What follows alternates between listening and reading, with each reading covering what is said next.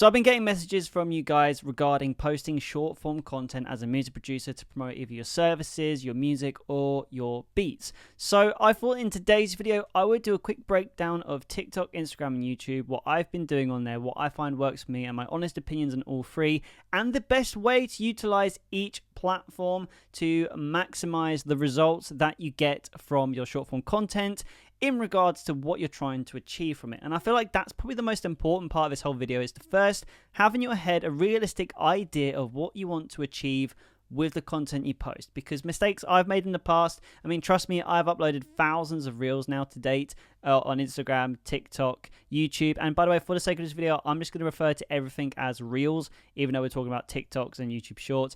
Just makes it easier, and probably because I prefer reels as well, but we'll get into that. So you need to have a clear idea of what you're trying to get as the transaction, or how you're monetizing your short form content.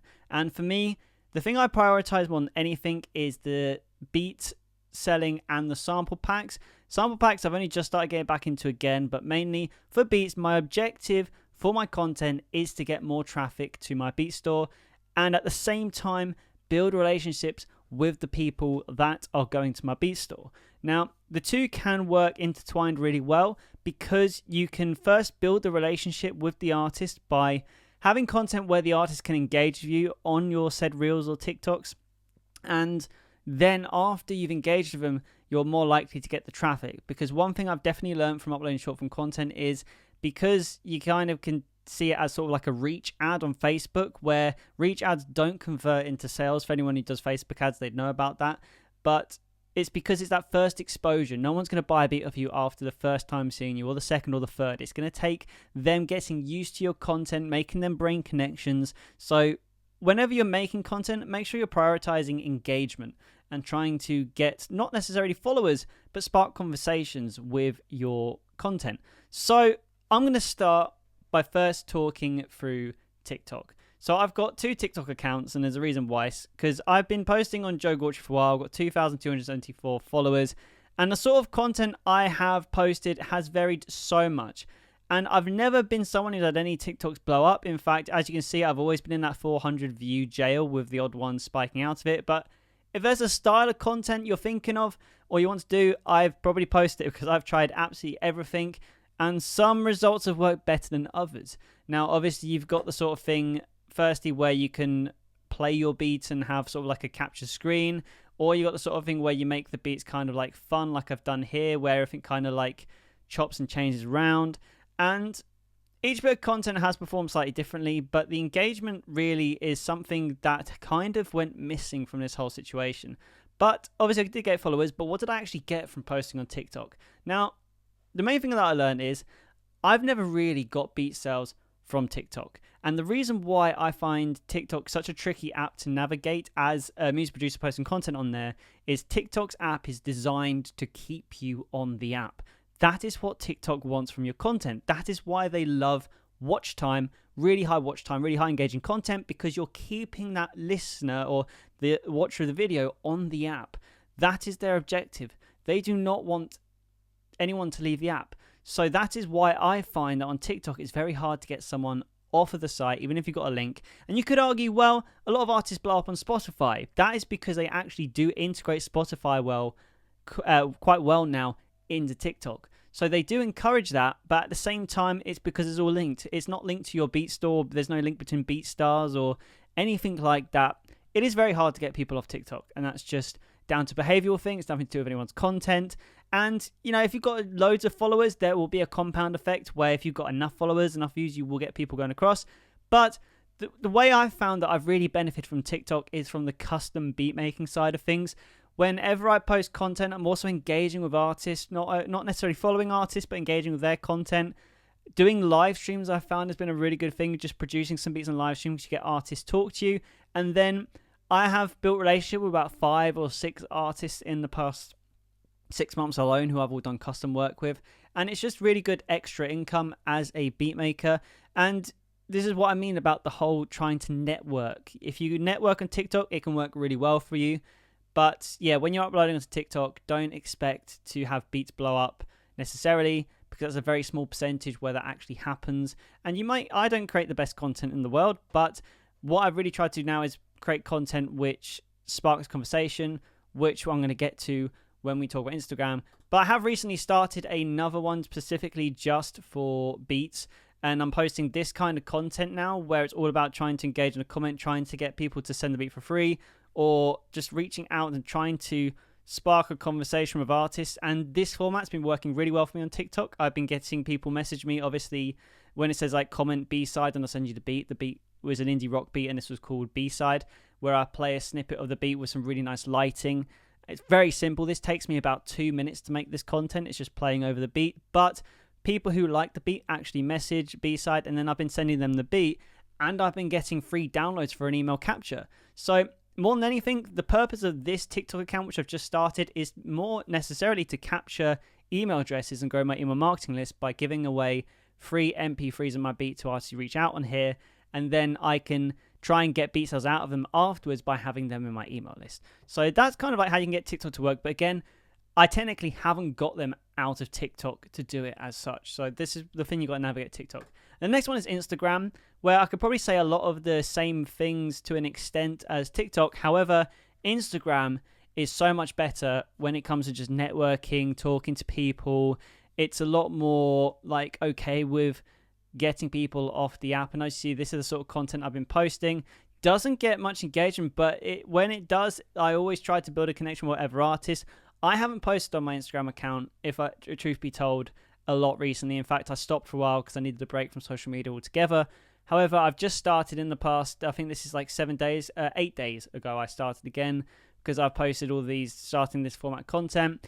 And the thing of Instagram is I find it has to be consistency, and the views doesn't mean anything. Again, it's all about engagement. Instagram is the best app for networking because it's got really good user-friendly profiles, unlike TikTok where it's more just about the scrolling. On Instagram, you can set up whole businesses on your Instagram profile, which makes it really good to reach out to artists, connect with them, get their email address, talk to them. And Instagram, out of YouTube, TikTok, and Instagram, I've got a lot of custom beat making work from this in the past couple years. Instagram as well, I do get beat sales because obviously I've got the link to my beat store in the bio, and it's probably behind emails, and it's only just behind YouTube in terms of sales on one of my beat stores. So it really does work, and Instagram's a very good way to drive traffic. So Instagram's something I definitely would, especially as you got the stories, which are really super effective, where you can post the same content and have the link. So I definitely recommend that you do give Instagram a real good go. And again, just whatever the content is, it doesn't matter so much because the views don't matter. Just the quality of the engagement that you're trying to get artists to spark a conversation. So then you can talk to them, then send the beats once you got that trust. And then that's how you get like free downloads for an email capture or for a follow on BeatStars if that's what you want. And then you can get the sale out of them afterwards by having them in that pool, that community what you're trying to build. And then the last thing is YouTube. Now, YouTube is a really tricky one because you have to be careful with YouTube, especially because YouTube Shorts and long form content is different. So let's say you upload beats onto your YouTube Typey channel. It's a very different kind of content to uploading a short version. Now, the thing about YouTube is you want to be very careful to make sure that you're targeting the same audience that you are of your shorts, that you are of your long form content, because the algorithms are slightly different, even though it can appear in the same places. To give you the best example, when I've done beat breakdowns of beats I've made, they've been going to producers instead of artists. So then all of a sudden I'm getting producers subscribing to my channel, and that's feeding the wrong information to my YouTube Typey channel, which has meant over time that there's been a little bit of fatigue because YouTube doesn't know who to push my type beat videos out to as much. So I'm getting less engagement in the subscriber level and the channel level. And when you have less engagement from that, that also means that it's harder for the beat to do well in YouTube search results or suggested videos because YouTube doesn't know what your audience is anymore. So if you are posting YouTube shorts, you need to make sure that you're still targeting artists and you're still trying to get engagement from artists. For example, again, this sort of content, this is why I'm posting this, just trying to use this kind of content just to spark a conversation with artists. And if any producers comment, honestly, it doesn't sound horrible. Maybe it does a little bit sound horrible, but I'm starting to delete comments from producers because it's giving YouTube the wrong kind of information. This is why I was always against when producers used to comment on each other's YouTube Type channel videos.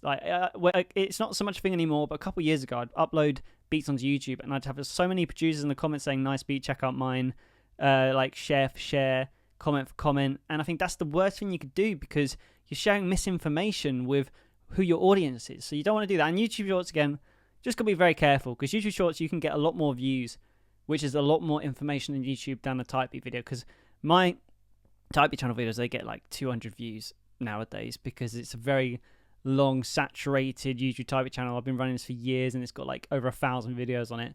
But YouTube Shorts, you can get a lot more views very easily. So you just want to make sure that it feeds you the right information if you're doing it.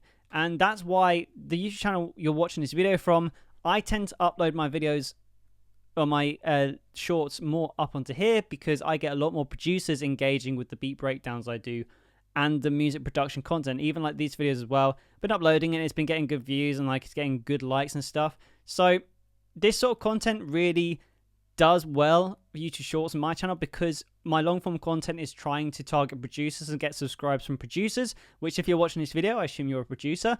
And also the short form content as well is also targeting producers as well. So I'm getting subscribers which are producers on there. So then it's feeding YouTube the right information to then push you out into the algorithm more.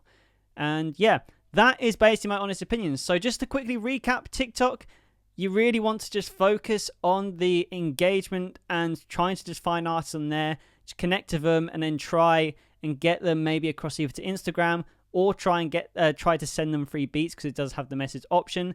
But I wouldn't focus on virality because it's not really gonna do much for you in the effort it takes in, and you might get lucky. But Instagram especially, this one is probably a lot more for trying to get like good engagement on Instagram Reels, and focus on getting people to your profile, because then you can kind of bypass the whole networking thing because of how well displayed Instagram is. But it's also good to build relationships on there because they can be sustained through constant YouTube stories and also the community join thing.